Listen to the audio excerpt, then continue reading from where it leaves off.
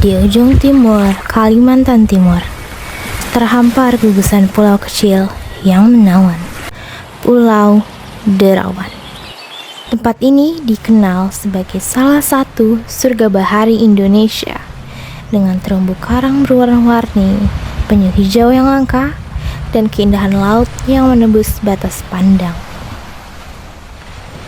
Inilah kekuatan utama Derawan, potensi alam dan keanekaragaman hayati yang luar biasa, daya tarik yang mampu memikat wisatawan dari berbagai belahan dunia. Kekuatan utama ini didukung dengan keramahan masyarakat lokal dan juga dukungan dari pemerintah dan lembaga konservasi. Namun, di balik pesonanya, Derawan menyimpan kelemahan yang masih perlu dibenahi. Akses menuju pulau yang masih terbatas, fasilitas publik yang belum memadai, menjadi tantangan nyata yang dihadapi masyarakat dan juga pengelola. Meski begitu, Derawan memiliki peluang besar untuk berkembang sebagai destinasi pariwisata berkelanjutan. Melalui pelibatan masyarakat lokal, penguatan konservasi, serta promosi wisata berbasis alam dan budaya, Derawan dapat menjadi contoh pengelolaan destinasi yang tidak hanya indah, tetapi juga bertanggung jawab. Ancaman lingkungan tetap mengintai, perubahan iklim, abrasi pantai yang terus menggerus daratan, serta kerusakan ekosistem laut akibat aktivitas manusia perlahan mengurangi pesona yang selama ini dijaga. Tanpa perencanaan yang matang, surga ini bisa kehilangan bentuk aslinya. Untuk mencapainya, wisatawan harus menempuh perjalanan panjang, terbang ke Berau, lalu menyeberangi laut menuju pulau. Akses yang memang belum sempurna, tapi kini perlahan membaik. Dermaga wisata, speedboat, dan rute perjalanan yang lebih teratur membuat Derawan semakin mudah dijangkau. Dari sisi fasilitas, Derawan punya beragam pilihan, mulai dari homestay sederhana hingga resort tepi laut. Ada juga restoran atau tempat makan, penyewaan alat snorkeling, hingga toko kecil yang menjual kerajinan lokal. Namun, pengelolaan air bersih, listrik, dan limbah masih perlu diperkuat. Di balik wisata Pulau Derawan, ada lembaga-lembaga lokal yang terus berusaha menjaga keseimbangan. Kelompok sadar wisata, pemerintah daerah, dan komunitas konservasi laut semuanya bergerak bersama agar wisata Derawan bisa tumbuh tanpa merusak alamnya. Sarana dan prasarana pun perlahan melengkapi kehidupan Pulau Derawan.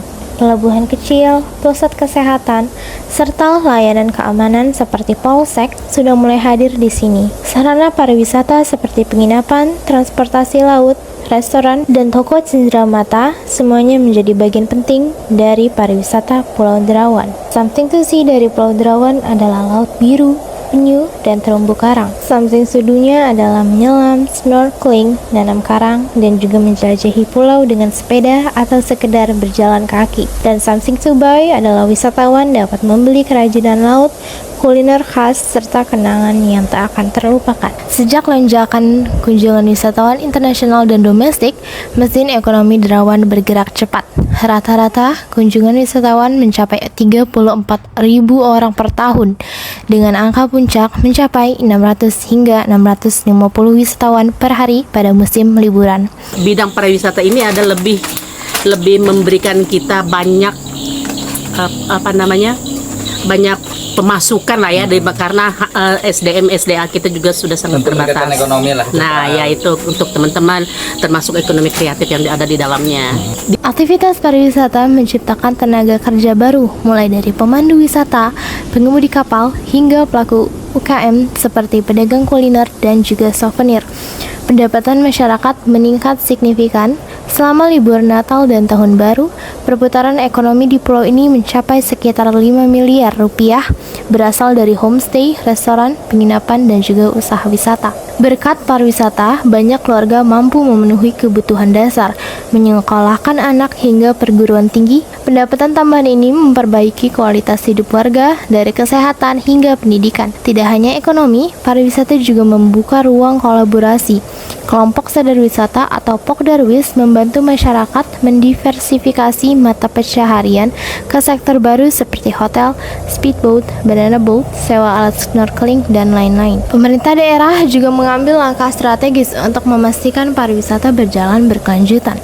Misalnya, dibuka pusat informasi wisata untuk membantu pemasaran bersama dan mendukung UMKM lokal. Sedangkan WWF Indonesia membangun sistem pengelolaan sampah yang bernilai ekonomi sehingga menciptakan kebersihan pulau tidak hanya berfungsi untuk kelestarian lingkungan, tetapi juga menciptakan peluang usaha baru berbasis blue economy. Mereka tak hanya menjual keindahan alam, tetapi juga kreativitas.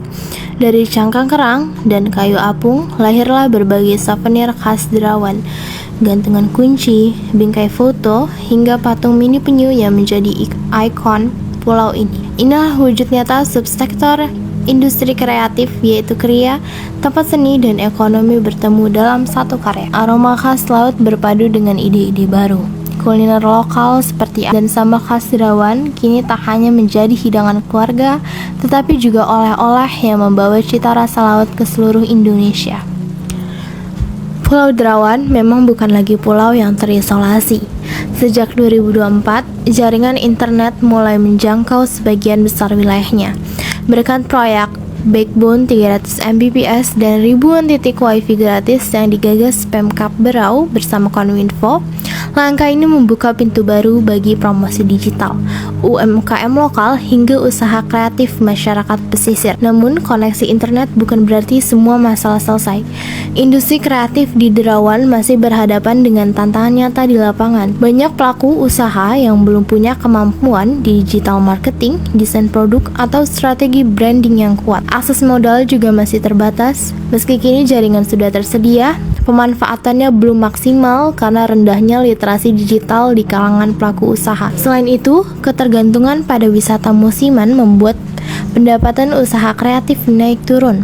Ketika wisata sepi, penjualan souvenir, kuliner, dan kerajinan ikut menurun. Pemerintah mencoba menanganinya lewat program Kampung Wisata Mandiri, pelatihan ekonomi kreatif, dan kerjasama dengan Kementerian Pariwisata untuk memperkuat promosi serta pelatihan SDM lokal. Salah satu ide pengembangan yang bisa dilakukan adalah dengan menghadirkan pusat edukasi kelautan, tempat di mana wisatawan dapat belajar tentang terumbu karang, konservasi penyu, dan kehidupan laut Derawan. Planting atau adopsi karang bisa menjadi pengalaman wisata yang bermakna sekaligus membantu pelestarian alam. Dari sisi transportasi, Derawan bisa mengembangkan sistem perahu ramah lingkungan. Misalnya, penggunaan bahan bakar alternatif atau sistem berbagi kapal agar pergerakan wisatawan lebih efisien dan tidak menambah polusi laut. Pembuatan situs resmi, peta digital destinasi, hingga promosi lewat media sosial berbasis konten edukatif, semuanya dapat memperkenalkan Derawan ke dunia tanpa harus bergantung pada kunjungan massal.